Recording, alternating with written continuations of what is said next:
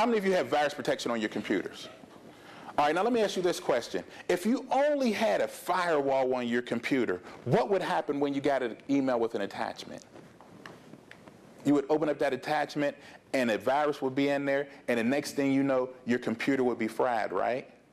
Same thing with shredding on your identity. So let me show you something else. Most people think that identity theft is really a high-tech crime because of the things that have happened with, I don't know if you heard a couple of months ago with Starbucks. Starbucks actually had their website hacked. And people actually were they were at Starbucks getting on the internet, signing up for the internet because you have to pay there. So go to Panera, by the way. But you have to pay to go to Starbucks. And so people were putting their information in on the Starbucks website, but it actually wasn't the Starbucks website.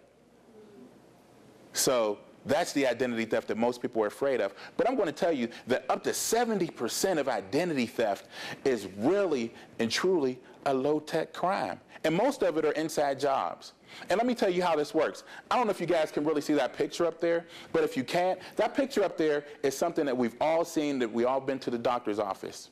Now, how many of us have been to the doctor's office? I know I have. I have 3 children. We're there every week. So, but the thing is this.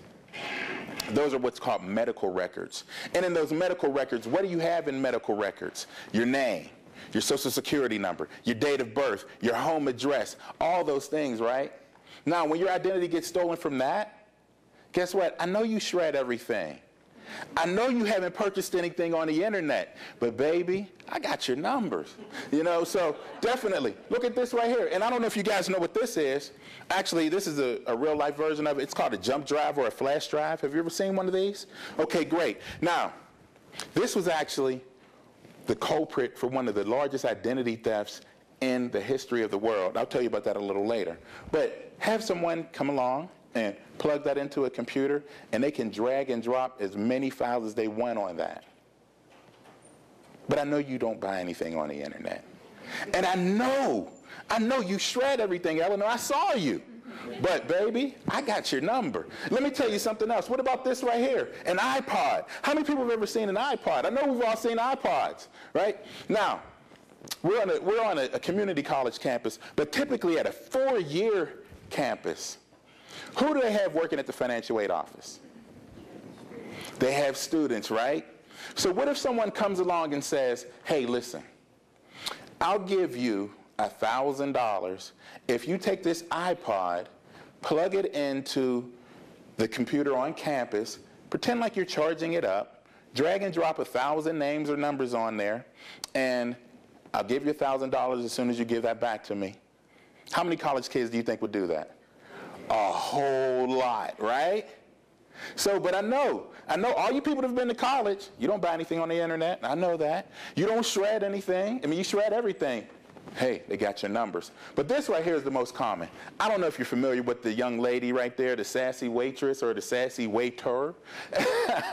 But what happens when you give them your credit card? How many of us have given them our credit or debit card and then they disappear into that little room that we've never seen? It's like, where do they ring stuff up at restaurants anyway? No one knows, right? But they disappear and then they come back, and they come back smiling. Why are they smiling? Baby, I think they got your number. Right? So that's what identity theft is all about. Again, it's really a low-tech crime, but it has high-tech ramifications, okay? You're in the medical database, you're in the social security database, you're in all these different databases, and everyone out there is controlling those databases with all your information in there. So you don't have any control over that. The only database that they can actually monitor is this one. It's the credit database. So that's why you always hear about people talking about, oh, well, we'll monitor your credit. We'll monitor this. We'll do that for your credit. But that's the only database they can monitor. But what happens when somebody does get your social security number and does something with it? They had a data breach, 1.2 billion people's information stolen. 1.2 billion with a B. And see, most people don't really understand the difference between a million and a billion. And being an educator, I like to break things down to their base element. And so I'm going to tell you the difference between a million and a billion and relate it in a way that you can understand it. If I was to say to you guys, if I was your boss and we were at work and I said you were the best employees that I've had, I'm going to give you the next 1,000,000 seconds off with pay, you would be flat out excited, Jeff. You know why? Because I would give you the next 11 days off of work. You would be like, thank you very much. Now, if I was to roll that into the next 1,000,000,000 seconds, you would buy a house in the Cayman Islands. Why? Because you wouldn't have to go back to work for 32 years. That's the difference between 1,000,000 and 1,000,000,000. So in 1.2 billion people, do you not think that your information is out there? I would say you would be sadly mistaken. Now, what is the industry response? The first thing that the industry did is that all these major insurance companies said, we have to do something about identity theft. So what are we going to do? We're going to add a rider to your existing policy, and we're going to set up some type of reimbursement. So if you are a victim of identity theft, what can we do? We'll go ahead and basically, you submit a claim. We'll have our claims adjusters review it, and then if they say that it's a valid claim, then what we'll do is we will give you your money back. Now, there's a couple of major flaws in that.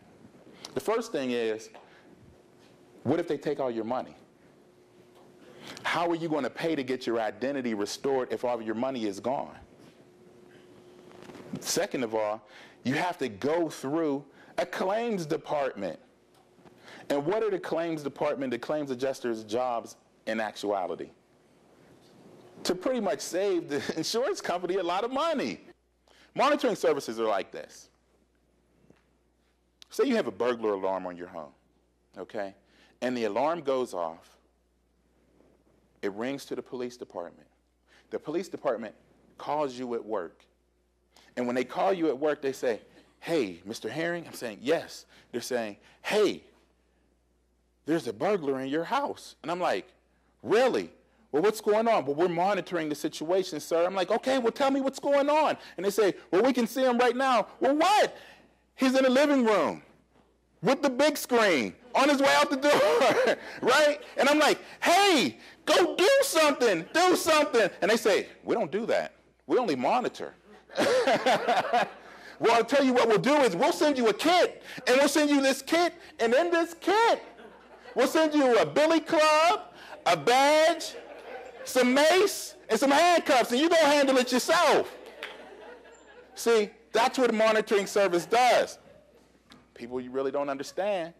You really don't understand. And I was like, dang, I shred everything.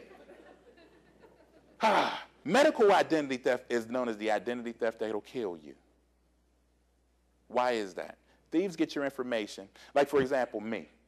I'm allergic to penicillin. So what if somebody steals my medical benefits and go out and pretend to be me? They get an antibiotic. The doctors give them penicillin, so that becomes part of my permanent medical record.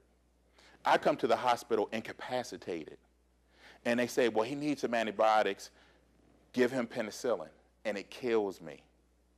See, that's medical identity theft. Now, what happens? There are so many different things in medical identity theft. I went and I found all these different articles, but one article really just stood out to me, and that was one from Reader's Digest of November of last year. And what they said is that a medical card is like a Visa with $1 million spending limit. A Visa with $1 million spending limit. Think about that. Medical identity theft.